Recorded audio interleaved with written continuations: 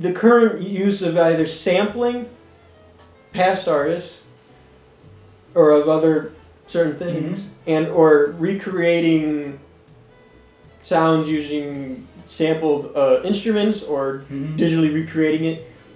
Do you think the future would be just strictly that?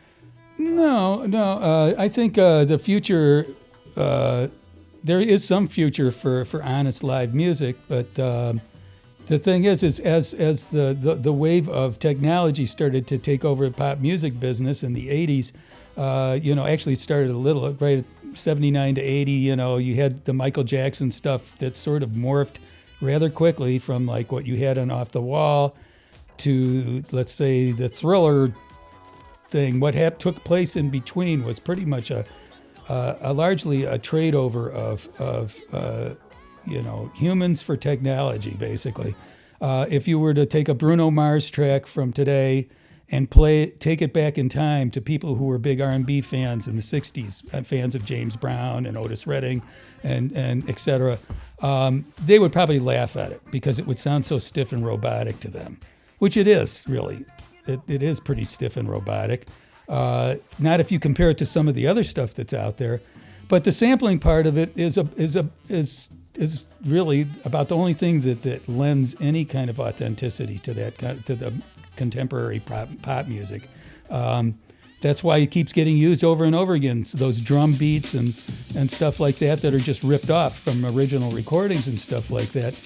Well, that's the way everything was back then, But that's, I don't know what else to say about that. The people who can really tell the difference and really appreciate live music played and performed by live musicians, not with like a lineup of laptops backstage that they're playing along with, not with like everything that's like cut to SMPTE and has code.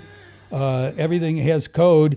Anything that runs on code is never gonna do anything that will surprise you or amaze you.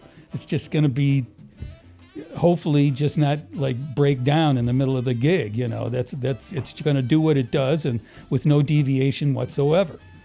That's what it is. So basically, you've got at the one end of it, you got the music I grew up playing and still play a lot, and the people who like it wouldn't trade it for anything else, which is like 1960s style rock and roll and R&B, with all live musicians and no assistance from any kind of computers. Then you've got on the opposite end of that, you got the EDM stuff, which is entirely void of any human except a guy who runs a bunch of different digital sources and configures them in his own way, whatever that is, And that's the extreme end on the other side of it.